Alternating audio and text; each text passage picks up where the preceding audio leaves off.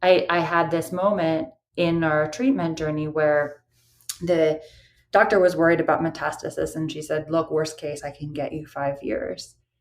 And there's something very special about that 5-year time frame.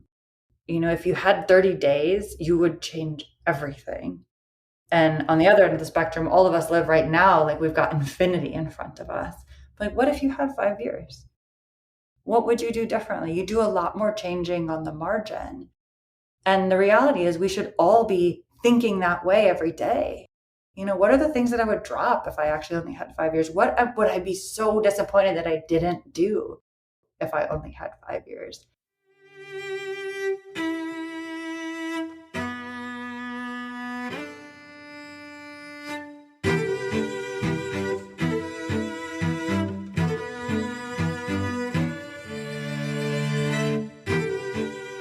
Welcome to the Knowledge Project podcast. I'm your host, Shane Parrish.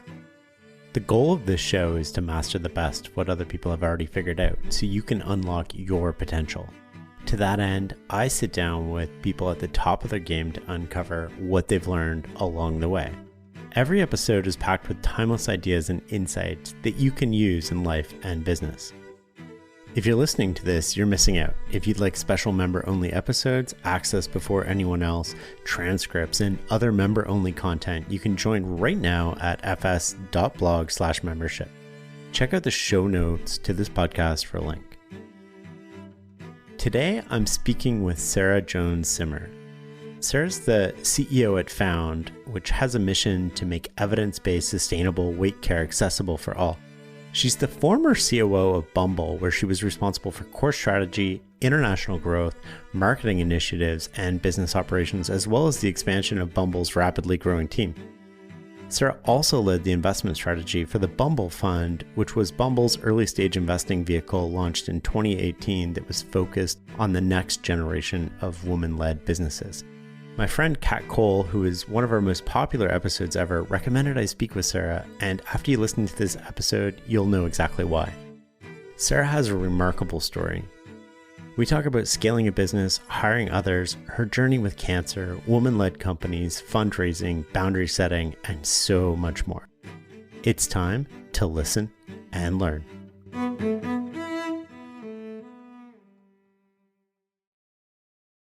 What are you obsessed with right now? Strength training. I've gotten really into lifting heavy weights. There's something that's so cathartic about just like picking up a huge kettlebell and swinging it many times. And I feel like I've had various chapters with fitness in my life and mostly lean towards endurance stuff, like long distance swimming, running. I did do an Ironman at one point, but had never really gotten into strength training until, for health reasons, I was told, my bones are at risk, so I need to pound them basically and make them stronger, and started working with someone who's really helped me with that. And I love it. I do it twice a week. It's like the highlight of my week. So I would say I'm obsessed with training. That's awesome. You joined Bumble in 2017, and your job was to scale the company and take over strategy. What did you do specifically to scale the company, and what do you know about scaling that most people miss? So yeah, I joined Bumble in 2017. It was about 30 people in a 2-bedroom apartment at that point. And there was more creative energy and passion and just clarity of purpose than I think I'd ever experienced at a business in my life. And this was an interesting learning for me, because I think I've seen other instances where, the business model was there, the financial models work, there's this beautiful detailed Excel model, that like the infrastructure is there and the heart isn't. And Bumble was the exact inverse, right? Like there was this incredible heart. There was such clarity. There was really clear competitive positioning. There was product market fit. Women who were trying the product were falling in love with it because it met their needs in a way that nothing else in the market had. And so that made my job easy around scale, to be honest, because when you have that beating heart of something that's so clear, then it's just about setting up the infrastructure for scale, but doing it in a way that doesn't crush the magic. Like I have this visual in my mind, especially as I think about my early days there, where it's my job to build scaffolding, right? To set people up for success. And so they knew where the walls could go and grow, and they understood their role in building it. But I had to do it in a really systematic way so that the weight of process didn't crush this like absolute heart and energy and passion and joy that the business was bringing into the world. And so some of it was very methodical and tactical. I spent a lot of time listening, understanding the business, building real trust with the people who had gotten the business that far. And I think that's a lesson that I've taken to, every project, every role since then is like build the foundation of trust. Otherwise you can't go back and re-engineer that, right? You get one shot at the beginning of really getting people to trust you and how you're going to layer in your vision to the growth of the company.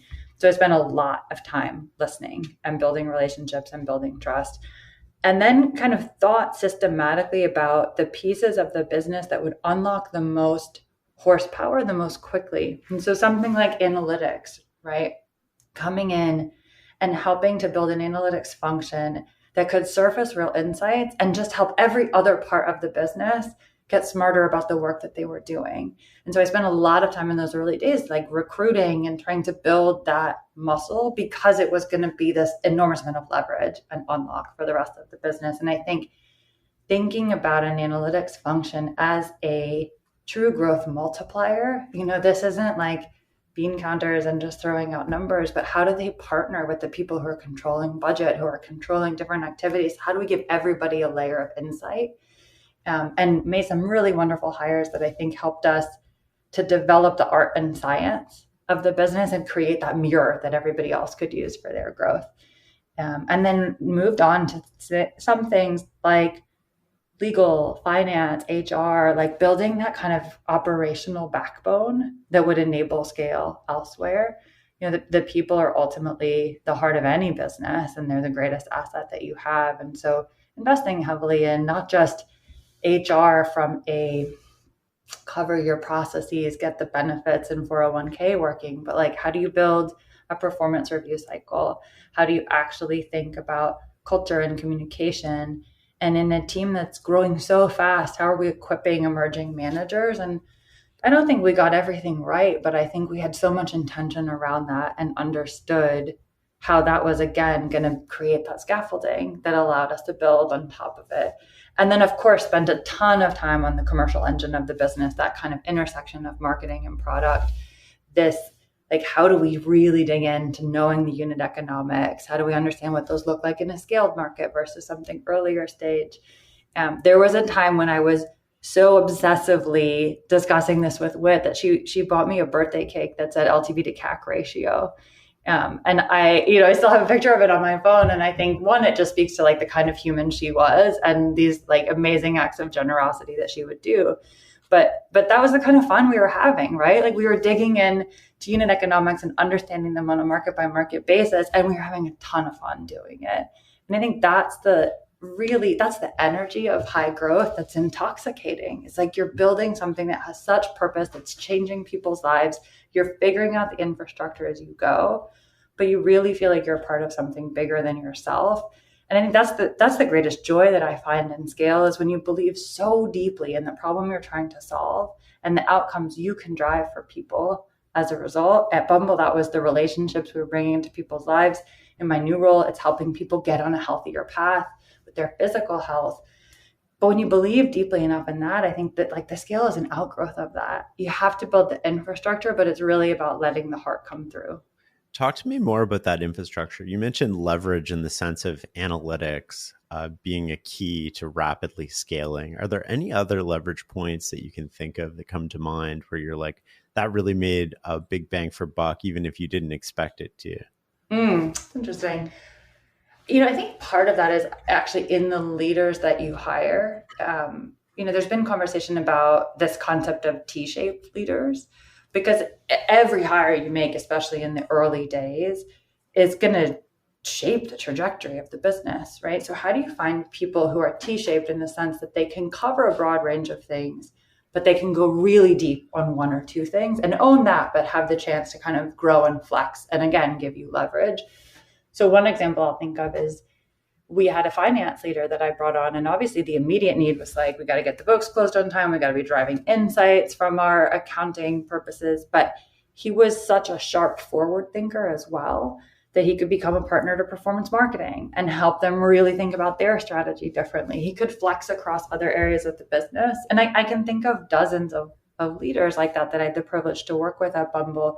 So I think there's obviously like the technical functions of the business where you can get leverage, but I think a big piece of it is finding the people who are going to give you that, because at those early stages, it's not about stay in your lane. It's like own accountability for your lane, but how do you flex and help the business grow? And probably the single biggest thing that you can do to get leverage is hire well. Talk to me a little bit more about people, because that's really interesting, right? In a rapidly scaling businesses, and I've been involved in a few of them and on the periphery with friends who've sort of scaled from 0 to like 200 employees in a couple of years. There's a lot of people that don't grow with the job. And how did you handle that? The job grows because as you get bigger and bigger and bigger, you have to scale individually, right? Like, so how did you handle people who couldn't grow with the job? Yeah, and maybe the nuance I would say there is that people who didn't grow at the same pace as the job. That's a great way to frame it. Yeah. And I think that what we also have to give ourselves permission for is like, maybe the goal shouldn't be to grow at the pace of the business. Maybe it should be to like write the chapter that you need to and enable you to pass the baton to the right person who's going to write the next chapter. And I think this is a lesson I learned for myself as well. Like once Bumble went public, I really had this urge to go build again. And it took a minute for me to give myself permission to sort of sign off and admit that my sweet spot is the early stuff. Like I wanted to go build infrastructure again, the conversation that we were just having. And I think there's such a push in the business world to be able to like endlessly scale as the business scales. And we've got to give ourselves permission to be like, where do I find joy? What is my sweet spot? Where am I the biggest force multiplier in the business? And I'm going to go find a role that matches to that. So I think even the people that we felt like maybe weren't growing at the same speed of the business, like their imprint on the business was indelible, and it wouldn't have been the same business otherwise. This is a really funny reference. But I remember reading an interview with Brad Pitt at one point, and someone asked him about his quote unquote failed marriage to Jennifer Aniston. And he said, it wasn't a failed marriage. It was a great marriage while it lasted, and then it was over. And then obviously he has written some subsequent chapters, but point being, like, doesn't have to last forever for it to be great for both you as the employee and for the business.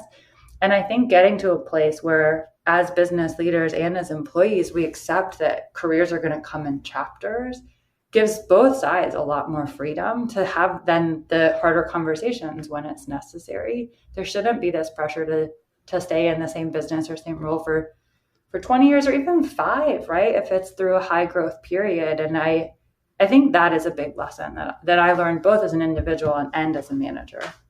I think that's a great perspective on that. And you mentioned the IPO. Well, going through the IPO, you were also going through a pretty big personal issue. Are you comfortable talking about that?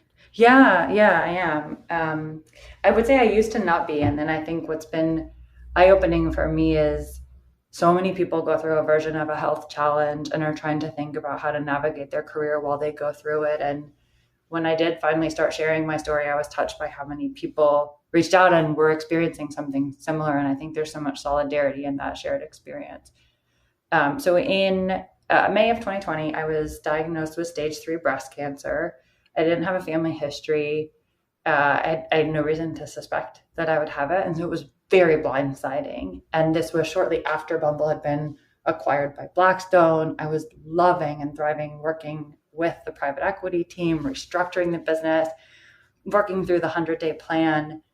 It was terrifying. And Whitney was one of the first people that I told, and she was an unbelievable support through that process. But one of the things I felt like I realized pretty quickly is that I didn't have the same degree of emotional bandwidth as I might have before. I can specifically remember getting a biopsy and like awaiting the results and then going through my inbox on my phone and like I couldn't even process some of the things that were coming up and like this person's title and like when are these performance reviews and whatnot. Like I just didn't have the brain space. I needed to focus my emotional bandwidth on myself, my family. And so I had a conversation with Whit and we constructed this narrower, deeper role as Chief Strategy Officer. that would enable me to go from a team of like 150 to 4 or 5. And it would take on transformative strategic projects across the business. And the first one would be the IPO, which may sound counterintuitive to want to take on something like that during a cancer journey. But I mean, first of all, I felt like I had to work. I did not want to be a full-time patient. I love work. I get so much joy from it. If that was also taken away from me, in addition to what surgery was going to take away, what chemo was going to take away, I did not want to lose my ability to lean in intellectually and build something that we were continue to be so proud of at Bumble. So I knew I wanted to do that. And strangely, with enough planning in the IPO process, like we could make it work. I made it work around chemo sessions and surgeries. And I was so lucky to have this incredible team, mostly led by women across Citi, Goldman Sachs, Blackstone, even our internal team that was supportive of things like, putting my major surgeries on the calendar and working deadlines around that. And so it was really empowering to not be relegated to patient status and to be able to lean into that process. And then, by the way, when I did get to a point where, because radiation was daily and I just needed more time, I felt truly empowered to take a leave. And I know that not everyone gets to be in that situation. And I certainly do wish that level of agency for more folks facing something like this. But I think the chance to really lean into something that meant so much to me professionally while I was struggling with something in terms of illness, it just felt really powerful. I think I needed that. And there's even another layer to this, which is that during this process, you got a brain aneurysm. Yes. I never tell this part of the story because I feel like it sounds like so crazy, but in a strange way, cancer may have saved my life. So as a result of how advanced the cancer was when they found it, they did a bunch of additional scans to check my bones, lungs, liver, the places that this typically metastasizes. And the kind of cancer I have often metastasizes to the brain. So they checked my brain and came back and said, well, we've got good news and bad news. Good news is there's no tumor. The bad news is you have an unruptured aneurysm that's effectively a ticking time bomb. And on the one hand, it's actually great that we now know about that. The likelihood that that would have ruptured is fairly high. Right. And so I've subsequently had it stented. But part of the reason that I've had 9 surgeries on a cancer journey is that 2 of them were related to my brain, and making sure that we could address the aneurysm. That's a crazy story. I'm so glad you're okay through all this. I'm curious. Like I have I have a lot of empathy for how that would have felt to get this news and go through that process and work with these people. And then my mind just jumps to like, how did it change you? How did it change you professionally? How did it change you personally? What do you do differently now as a result of this? How do you live life differently? Yeah, I think the quick answer to your first question is like, I do feel like I got an up close and personal view of the healthcare system, the good, bad, and otherwise. But I'm incredibly grateful to the team of providers that I had the privilege of working with here in Austin, at MD Anderson, at UT Neurosciences. And so just unbelievably grateful for that. It does change you. I hate that it takes something like this to give us that level of perspective, but that genuinely is the silver lining for me. I just think there's a level of gratitude that I have for like the simple things and an understanding and clarity of purpose. On the one hand, it's freeing because my daughter and I talk a little bit about big deals and little deals, and we'll have like little deals like being late for school, right? Which like before might have given me so much anxiety. And now I'm like, well, the big deal was surviving a 1.5 years of cancer treatment. A lot of these other things, it helps us to put them into perspective. But I think for me, it was super clarifying professionally as well. As I said before, I love work. I really do think part of what brings me joy and energy in my existence is the outpouring of things that I can build into the teams that I get to be a part of and the amazing products that we make that change the world. And I think some people will go through a health experience like this, and for them, like that may change the way they think about work and they may deprioritize it. For me, it made me be crystal clear about what it was in work that I truly cherished and enjoyed. And in my case, that meant the answer was going back and building again, and going back to that like infrastructure development phase, really getting to build and scale a team, wanting to make that bet on myself as CEO. I had this moment in our treatment journey where the doctor was worried about metastasis, and she said, look, worst case, I can get you 5 years. And there's something very special about that 5 year time frame. If you had 30 days, you would change everything. And on the other end of the spectrum, all of us live right now like we've got infinity in front of us. Like, what if you had 5 years? What would you do differently? You do a lot more changing on the margin. And the reality is, we should all be thinking that way every day. What are the things that I would drop if I actually only had 5 years? What would I be so disappointed that I didn't do if I only had 5 years? And the good news in my case is, we all think I have more than 5 years now. I'm doing well with treatment. There's amazing drugs for the kind of cancer I have, and I'm doing well with them.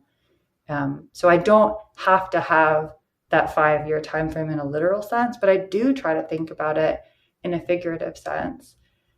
And the other related point I would make there is like that it gives me permission, I think, to prioritize things that I might not have before. So one of the rhythms that I've tried to develop for myself, especially because I now work in a remote first context, is like, how do I give myself permission to lean into work when I want to, and then permission to lean out when I also want to?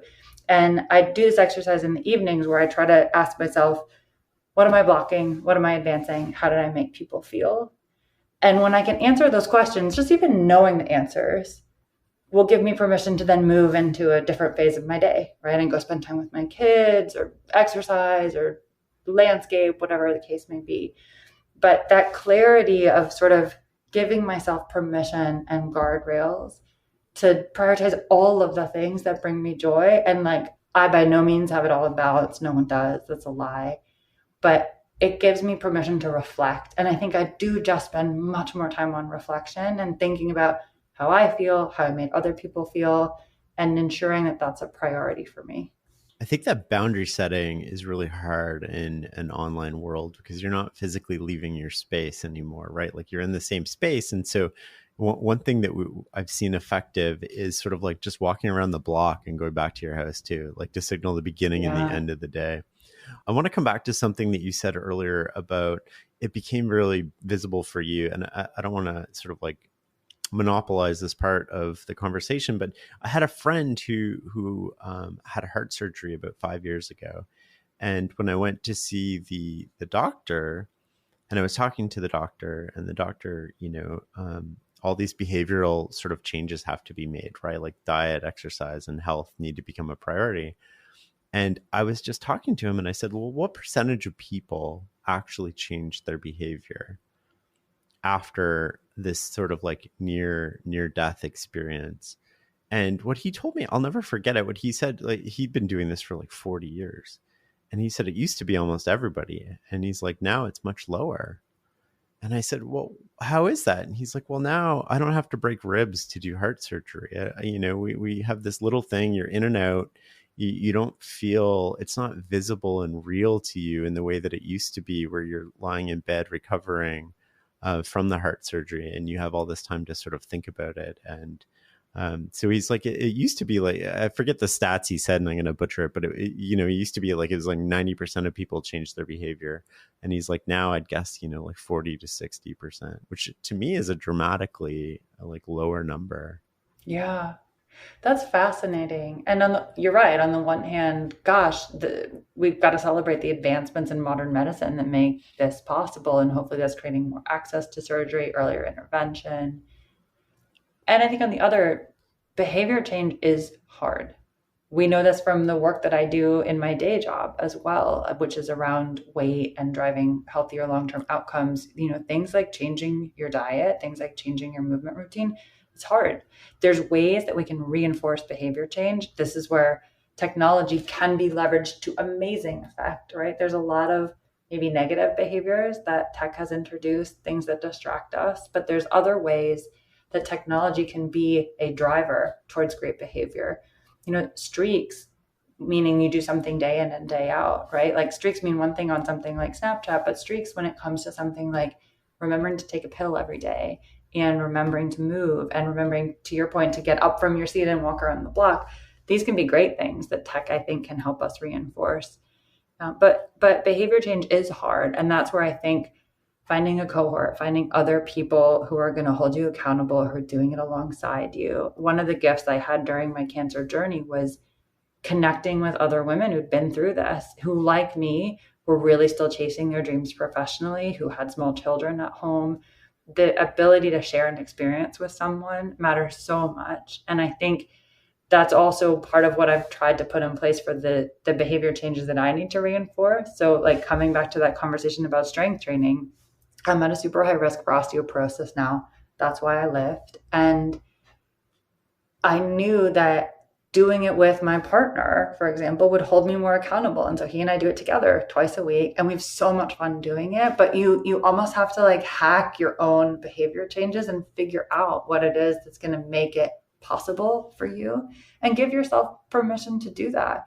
I take 2 hours out of my workday to lift weights so that I don't have osteoporosis. And you know what? It makes me a sharper thinker. Every time I jump into a call after that, I'm super sweaty, but I'm much sharper. And I've then had the chance to like pull back from my inbox, pull back from the Zoom screen, and get perspective again, even if in just some small way.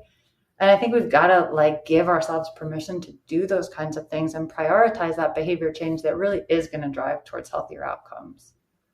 I think that's a misunderstood point about work, right? We often think about the hours and not the outcomes. And you can be a lot more effective with those sort of like 2 hours during the day, or even if you take a nap at your desk, or you do something, you for a walk, and we consider that that's not work, but it's really leverages the time that you do spend working. And it's a really interesting, and entrepreneurs tend to think very differently about this than sort of people who work in large corporations, because I think entrepreneurs sort of see that it's about the outcome, whereas people who work in the corporation just get conditioned to you have to be here or work this many hours, and it's not about output per se.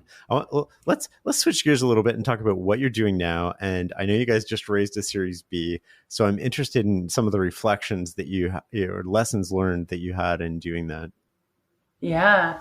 So the company I'm with now is called Found, which takes its name from the idea of it's not about what you've lost, it's about what you found. So yes, we are helping people with weight care and weight loss, but it's really about driving them towards the healthier outcomes, the joy that they want to find in their body. We get the most amazing stories from people who can now run a 5K or keep up with their kids on the playground or go for a walk around the block with a colleague and not be out of breath. It's life-changing stuff. It really does improve the quality of life for them. And so we're building a platform that brings together coaching one-on-one, as well as a community and a mobile app. And the big unlock and the differentiator from other things in market is it brings medication to the table. We have a clinician that engages with each of our members, and if indicated, that person can prescribe FDA-approved medication. And the reality is that for many people who struggle with weight, the challenge is that it's so much more multifactorial than the weight loss industry would have you believe, right? There's this culture around calories in, calories out, or eat less, exercise more. And if you don't have the willpower to do that, then maybe you don't deserve a body you love. And candidly, that's just wrong. The science shows that that's wrong. There are things like biology that have a significant effect on that. It's your hormones, it's your genes, it's your lived experiences, it's many social determinants of health. There is no way that we can actually bend the obesity curve in this country by only focusing on calories in and calories out. And so what we're trying to do is take this platform approach to solving this really thorny problem, which I would argue is the biggest problem facing public health today. As I started to dig into the ecosystem, there's so much funding, there's so many businesses, so much of the narrative is focused downstream on diabetes, heart disease, high blood pressure, cancer, and the root causes of many of these things tie back to weight.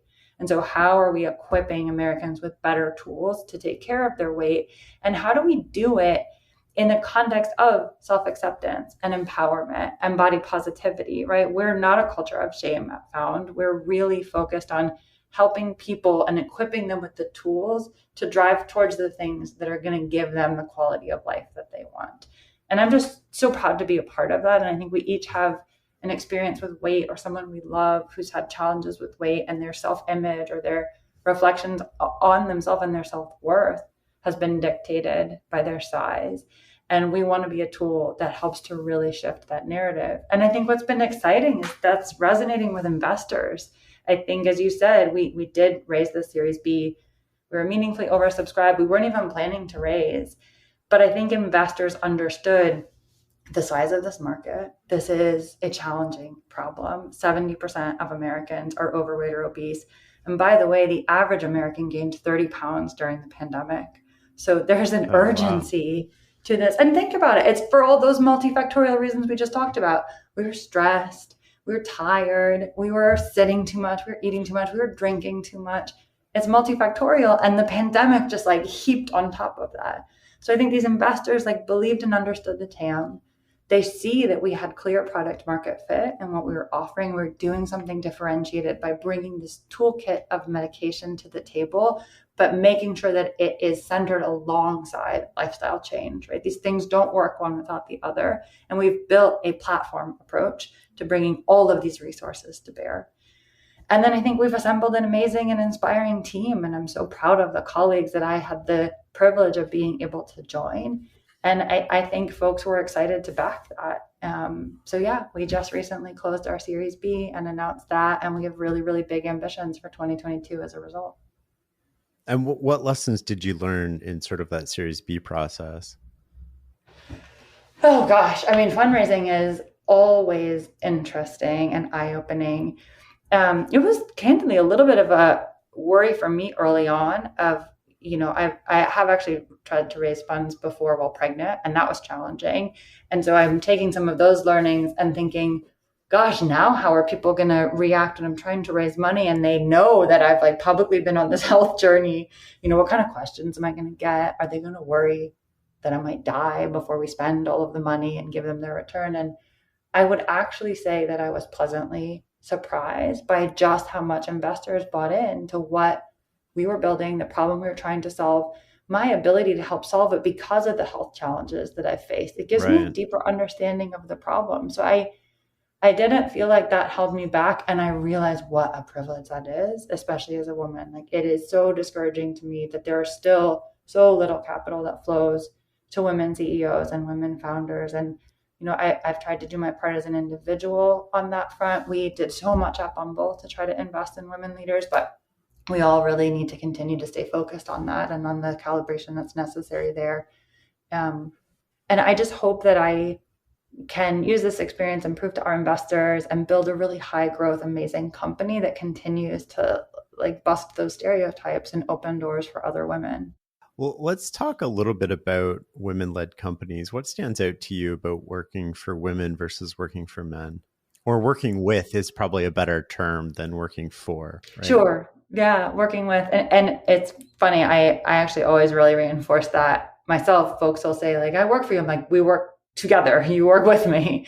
I think it's all about working with great leaders, whether they're men or women, regardless of gender, right?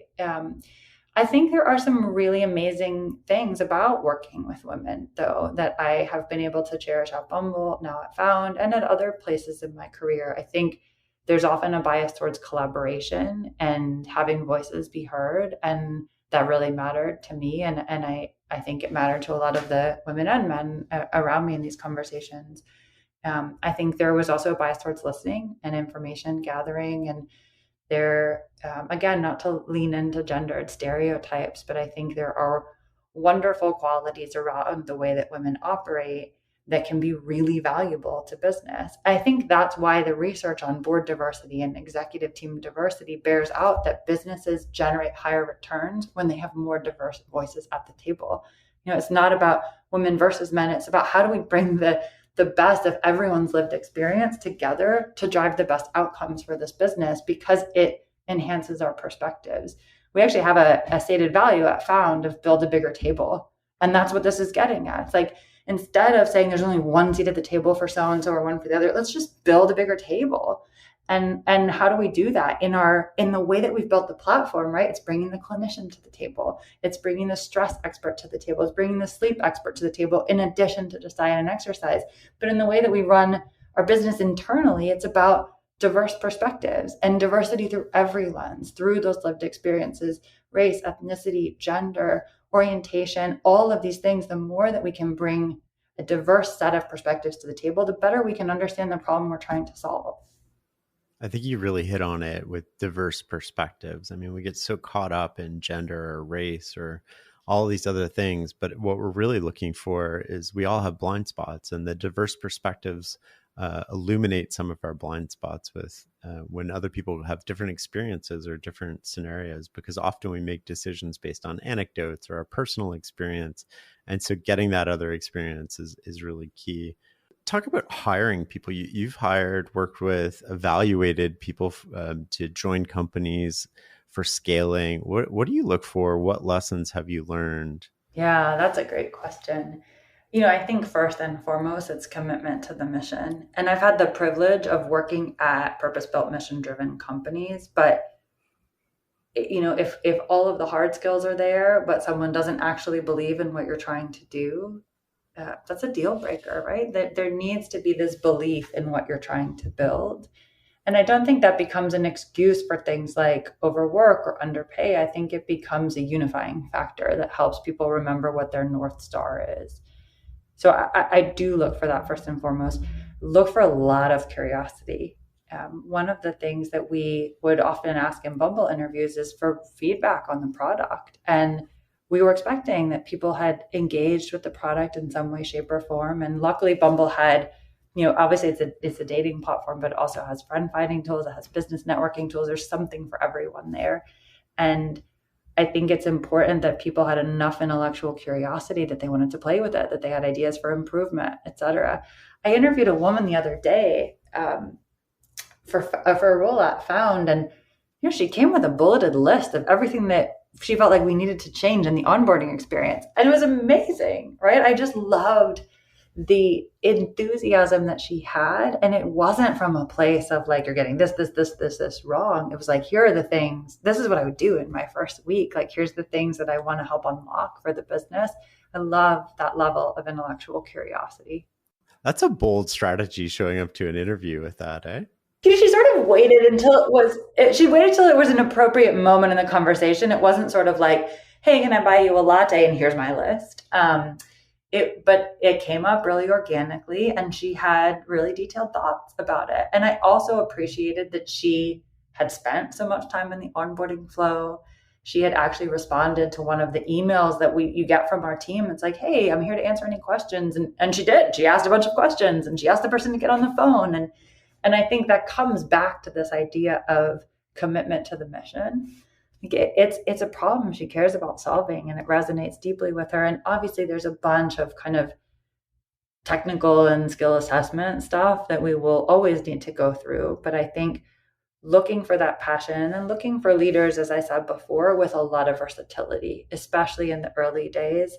If there's an instinct towards stay in my lane, that's great at a certain stage of company. That's not always the most effective when you're in a really high growth phase. I'll tell a story, and then I should ask her permission if I can tell it. But I'm very close with my sister. I have two sisters and a brother. But the one that's right under me, we have had, similar career paths. I think we're both very ambitious, but we have different instincts about the phase of growth that works best for us.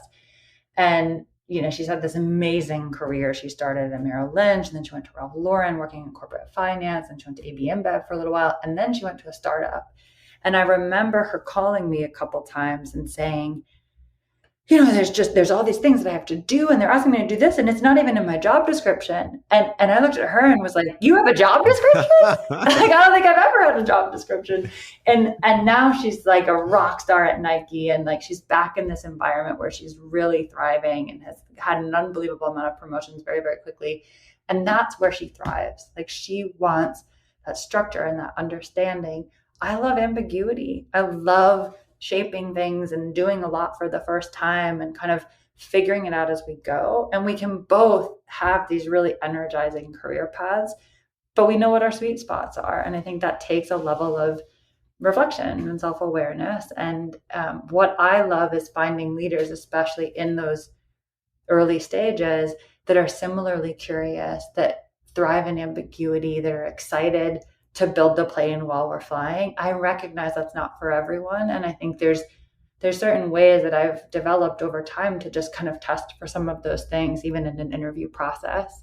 Wait, what are those things? How do you test for this? I mean, some of it is like, how do they deal with the ambiguity of the situation? Like, how do they react if there's a super long line, or if they couldn't find the place, or if they're running late? Like, it's just little cues like that that I think give you a sense of this person and how they operate. There's another one. This is not an intentional interview question necessarily, but another thing that's very important to me is kindness, and kindness over niceness. And one of the things that the easiest example that I can give is that a kind person will tell you you have spinach in your teeth, and a nice person won't, because it's uncomfortable, right? But the kind person is going to set you up for a much better rest of your day because you're not running around with spinach in your teeth. And the moment I met the woman who is my current COO at Found, she was in the business before I was. And I swear I didn't do this on purpose, but the very first meeting, I had lipstick on my teeth. And she told me right away. And I was like, this is it. Like, I know I want to work with this woman because I want us to be in a place where we sharpen each other and want each other to be our best. And that tiny thing was just such a good example of like setting me up well for the rest of the meeting. And maybe there was this like momentary discomfort, but not really, right? Like, it was a simple, easy mistake. I wiped it off. We both had a better day as a result of it. But I think these examples of like how you live out your values in your day to day and the little things that you do as a result, like I notice those as someone who's doing hiring or assessing fit with folks. And I think you should tune into cues like that. So much emphasis, obviously, and rightly so, is on skill fit, but being clear about what your culture is and what your values are and how people show up and live those values, I think gives you the rubric that you need to understand if people are values and missions fit. And that's really important. I love this whole kindness versus niceness approach. Are there any other examples that come to mind when you think of that, where you're like, oh? I feel like the spinach and the lipstick one are the easy, like tactical examples. I think the way that it plays out in the workforce is, especially in a relationship where potentially you disagree with your manager about something. Mm-hmm. Often the nice thing to do is be like, okay, sure, good idea. That sounds good. But the kind thing to do would be to push them on their thinking and to feel empowered enough to come forward and share how that idea could be sharpened. I think it's also on the leader in that situation to create enough psychological safety that people are not afraid to tell you have spinach in your teeth, or not afraid to tell you that your idea is not strong enough or could be sharpened in some way. And so I think just creating the dynamic where kindness can show through because it's mutual is really important. When we talk about creating psychological safety, what are the key variables that come to your mind? I think if people are always worried about their job security or saying the right thing or feeling like they're questioning their worth in a conversation or in a meeting or in a role, you're not going to get the best work out of them. And each of our jobs as leaders, right, is to create the conditions where people can do the best work of their career. And so how do you make sure that they are standing on solid ground so that they're expending their intellectual energy on doing the best work of their career, as opposed to expending that same mental energy on trying to tell you what you want to hear, or worrying about if someone else is jockeying for their job or going around them. And so I think this idea of like, how do I give you solid ground to stand on, is something that I do try to think about as a leader, and that I coach and other leaders that I get to work with. But giving people that sense of stability, and some of that is being reliable as a leader, and like, again, creating that foundation. Some of it comes back to trust, like we were talking about before, knowing someone as a human, being clear that you care about them as a human, being kind, and then again, giving them a firm foundation to stand on. To me, those are the elements that create enough psychological safety that can empower honesty. And I think it takes a lot of intention to get there. I have found doing it remotely is hard. I didn't if you'd asked me pre-pandemic if I would want to operate in a remote first context, I probably would have said no. And now there are reasons where I think it's absolutely the right thing for our business. We can find talent anywhere. We can find the work-life integration that works best for our team and give people more flexibility to weight train in the middle of the day or what have you. But you have to demonstrate even more intentionality around building trust. And that may mean getting together in person with some frequency. I think it does mean going out of your way to find other opportunities for building trust, like Zoom calls or talks on the phone while you're both walking 3 miles, or some version of like those conversations that used to happen on the margin, right? Like in the Yes. kitchen or waiting in line for the restroom. That's where a lot of trust is built, because they can authentically understand you as a human. And so finding ways to attempt to engineer that and still be intentional and authentic about it. But I think it doesn't happen opportunistically. It has to happen with intention. I've noticed a difference between sort of establishing trust with somebody you've never met before online versus continuing trust, which is somebody you already have an existing relationship with.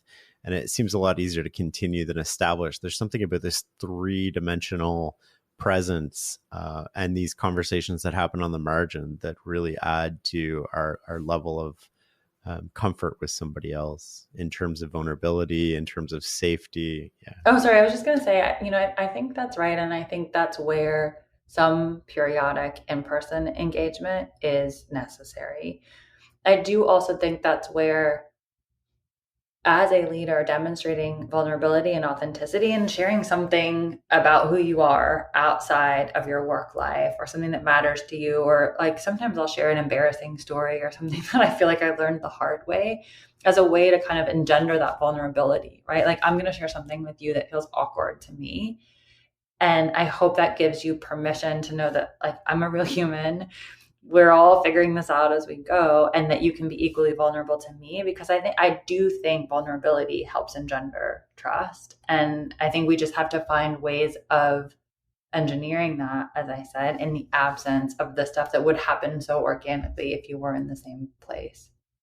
One of the other differences working online that I think is now you have multiple conversations going on. There's the text message conversation, there's the Zoom chat conversation, there's the actual conversation, there's the background emailer, there's the distracted conversation. What are the rules and norms, and what have you noticed around this that's sort of like really effective for getting the most out of people? I would not say we've perfected this, but we are trying. I think being clear about what happens on what channels, right? So Slack is our primary form of communication. We try to reserve email for things that require a lot of context or involve external parties. Okay. But it shouldn't be like the ongoing day-to-day engine. That Slack is the water cooler in our case. Both the water cooler and I think the like general workflow management. Text for urgent stuff. Phone calls more than you think. I feel like we've gotten away from picking up the phone and talking to someone. And I don't know about you, but I've been in so many situations where you're like, you know what, the shortcut to this is I'm just going to call them. Like something is being lost in translation. And I think that comes back to the trust piece again. Like voice on voice does build trust more than Slack to Slack does. So trying to be intentional about that. The other thing that I have found personally is that I do not do my best thinking in front of a screen where it is like this ping and like all of these different things popping up and distracting you. I do my best thinking walking, and walking even more so than like sitting in a different room, because I think you can eliminate some of those distractions. I remember there was a phase in my treatment where I spent a lot of time in Houston, and typically I really like to run, but I wasn't feeling strong enough to run at that point. So I went on very, very, very long walks, like 4 or 5 hours a day sometimes. This was during a period of medical leave. And I could physically feel my thoughts getting longer.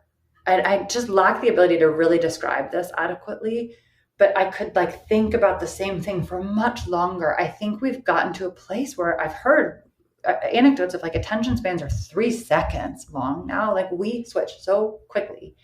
And when we sit in front of our computers, there's so many things that are just fighting for our attention. You're never going to do your best thinking when you're just switching from one thing to the next. There is a time and place for that kind of whack-a-moling. There really is. I'm not saying we can eliminate it, but I got so much juice from these longer thoughts.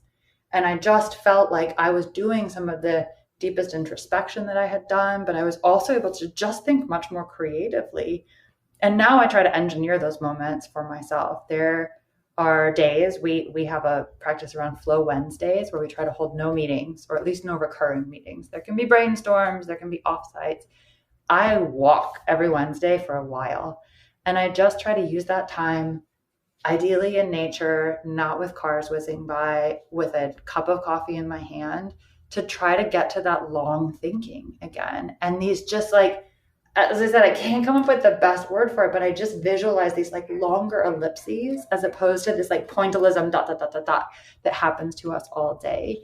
And I think that each of us, as we figure out what it means to operate in a remote first context, as we figure out how to lead in a world that's fighting for our attention, we have to find the space to actually do our best, most effective thinking. Because you're not brought on as a leader to just manage. You have to lead, you have to think, you have to have ideas for where the future is going to go. And you've got to give yourself real space to do that. And if you don't carve that out with intention, it's like impossible to get it. I think you hit on something key there. Your first thoughts are rarely your best thoughts. And so the ability to stick with a problem for longer than other people, which in this case might be, 4 seconds or 4 minutes, offers a unique advantage in perspective, right? And I often think about this as, before I'll make a big decision, I usually go for a walk, and it's like 20 to 30 minutes. And what I try to do is, I try to focus my mind just on that decision. And then I try to walk around the problem in a 3-dimensional way. And I use that as sort of an example to visualize looking at the problem through different perspectives. I'm curious to how you make decisions and what you've learned over the years about decision making that you could pass on to others. I tend towards slower decision making with conviction. And I think there are great leaders who have bias for action and they can make decisions really quickly. I have found that I really need to listen and gather an adequate amount of information before I can come to a decision. And one of the things that I noticed from a more tactical perspective is if I throw out an opinion too soon, even if I'm still feeling my way around the problem, but I say, like, what, have you thought about it, XYZ? I find that people start gravitating towards your opinion and telling you more what they think you want to hear, as opposed to like their actual best conviction, their best understanding of the problem. And so I think it's my job to help frame the problem we're trying to solve. But for me, at least, I then sit back and really try to listen and gather information until I have at least an 80% understanding of the problem. What has been some interesting to me in some ways in this new adventure is like there's stuff that's just like so far outside of my understanding, like a lot of these medications that are being developed, right? And I think as a CEO, and I feel grateful that I have a coach who helps me think through this, it's not my job to know everything about everything. It's my job to hire amazing people who can round that out. And then I need to be the one that can ask the right questions so that I can help propel that decision making. But it's more my job to ask those questions as opposed to have all the answers. And so I do tend to go through this process of sitting and listening and information gathering. And for me, at least, I have found that I'm more effective if I can make a decision with conviction and then move on and not come back and revisit it. Now, I've worked with some great leaders that make decisions early and are really comfortable like changing their mind. And I think that works for them. But for me, what I have found is this little bit slower bias for listening first is how I get comfortable.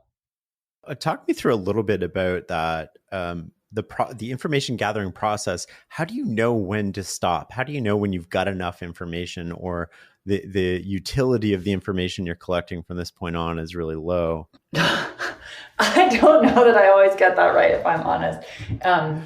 I started my career at a hedge fund, and I think like in that role, like you do such a level of analysis that there's sometimes when I have that muscle memory of like, let's go a layer deeper, let's go a layer deeper, let's go a layer deeper. Like, but I don't have the time to do that, to be honest. If I did that for every decision, like the business would never get to move forward.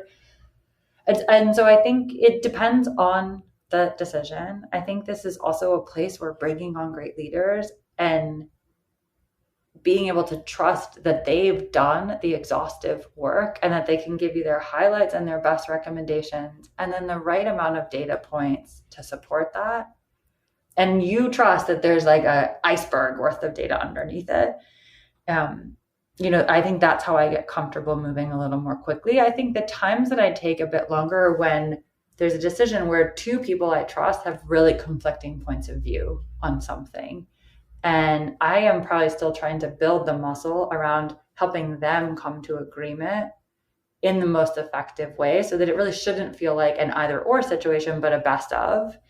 And candidly, that's a muscle that I'm still building. I am new in the CEO seat. I've been doing this job for 3.5 months now. And that is a difference that I've noticed versus sitting in the COO or chief strategy officer seat previously, is that like, I do have that ultimate accountability for decision making, but I hate to sound like a broken record. But I do think it comes back to like finding great people, building trust with them, and then doing the best you can with the information that you have at the time, and coming to the right level of intellectual rigor, which I think does vary problem to problem, but having those people you trust get you there is a key part of agility and being able to move fast enough to actually grow and scale the business. You mentioned that you had a coach. There seems to be a stigma around coaches or sort of like getting external help in areas where we need it, both personally and professionally. I'm curious as to sort of like what made you decide to get a coach, and what do you get out of that? How does it work?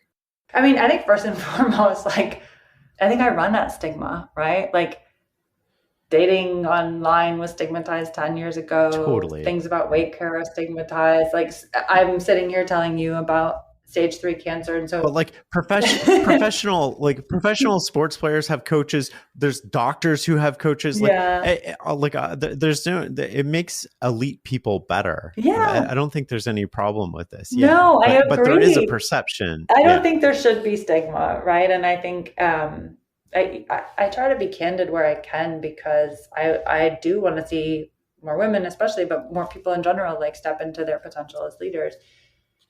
I love working with a coach. I feel like none of us has all the answers. The coach doesn't have all the answers either, by the way. They're there to provide frameworks and to help you arrive at decisions and to think about things through a different perspective. And so I feel really lucky to have found someone that and I've actually had 2 coaches now, and they've both been amazing for different chapters of my professional career. But it's also a safe space to go sometimes. There's right. There's sort of a rule in operating, right? Like, you can only vent upwards. Like, if you vent down, you can build a lack of trust. Even if you sometimes vent sideways, like you don't, when you have peers across the business, I guess you should be able to build relationships, but really you should be venting up. You should talk to your manager about things. My manager is the board right now. And I have a great relationship with each of my board members, but I also sometimes just need a safe space to think out loud about something. And I think that a coach is a wonderful resource for that. And in the same way that I talked about strength training and how my coach there pushes me to lift heavier things than I would probably ever push myself to, and comes at you with the best amount of tough love, right? It's tough love that comes from a place of believing you can do it. My professional coach is the same way. He doesn't let me off the hook when I feel like I don't know how to do something or think about it, but he comes back to me with a different framework of thinking about it. And he's giving me tools that I wouldn't have had otherwise. And so, sure, could I have developed those tools through experience? Probably. Can I get there faster if he helps me think this through and understand it? Definitely. So, like, why wouldn't I want every advantage I can have as a leader to really operate at my best? I like that a lot. One of the things that you said that stuck out to me was a safe space to think out loud.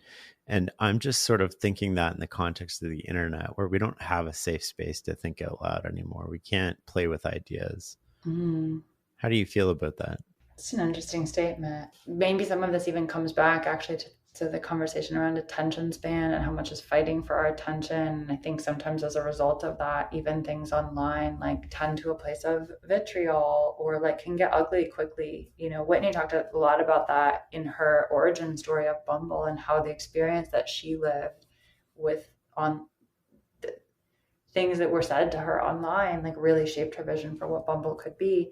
And so I think maybe that's a part of it is like the internet allows us to feel like we have a mask on and people won't know our true selves. We may say things that we wouldn't say in person to folks. I think that these are all somewhat interrelated ideas. And that's where I also think there's no replacement for like true quality relationships and finding those safe spaces in all of your lives, right? Like investing in friendships, investing in sibling relationships.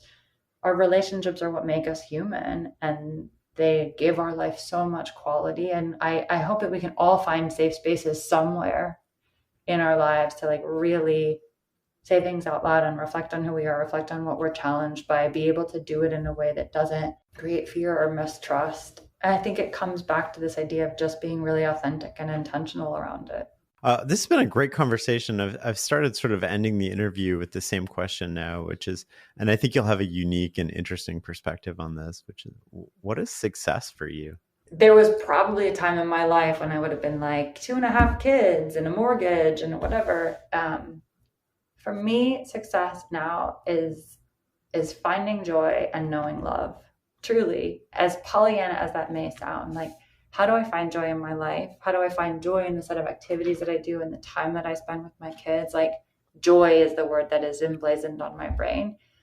And how do I know love? And I think knowing love is different than finding love, than giving love, than taking love. It's like, if you really know and understand love, it means that it's coming at you from all directions, right? You're receiving it, you're giving it, you deeply understand it. That's honestly all that matters to me right now. And I try to reflect at the end of every day, probably in part because I had this aneurysm, I had cancer. Like, you never know when you're going to go, right? Which is kind of a weird place to be.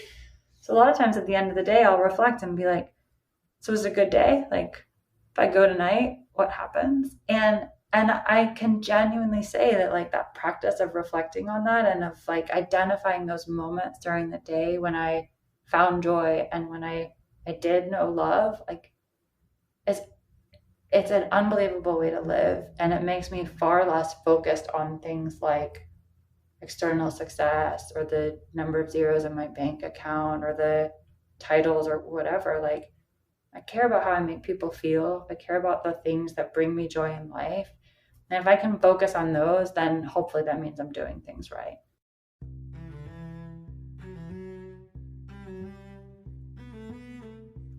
That's a beautiful answer, and your journey is incredible and inspiring. Thank you so much for taking the time to talk with me today. Thank you. I really had so much fun. I appreciate you taking the time. The Knowledge Project is produced by the team at Farnham Street. I'd love to get your advice on how to make this the most valuable podcast you listen to. Email me at shane@fs.blog. You can learn more about the show and find past episodes at fs.blog/podcast.